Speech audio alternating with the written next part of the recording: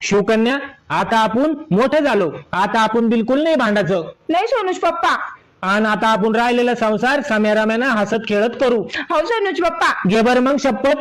आम्ही दोघं नवरा बायको आमच्या फॉलोवरची शपथ घेतो की आम्ही जिंदगीभर सोबत असेच राहू. आणि मी जे सांगितलं ते सगळे शिवकन्या ऐकत जाय ना. एखाद्या वेळेस नको ऐकत जाऊ मग. मी सोनूज पप्पाचा कधी कधीच ऐकन.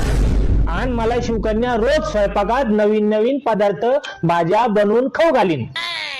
तुम्हाला पण लक्षात ना रोज. हा, मी बनवू लागीन. मी सोनूज पप्पाला कधी कधीच भाज्या करून खाऊ घालीन. मला तू कधीच भांडणार नाही. मी सोनूज पप्पाला एखाद्या वेळेस भांडणार नाही. एखाद्या वेळेसच का फक्त? मग काय फायदा झाला मग शपथ घेऊन?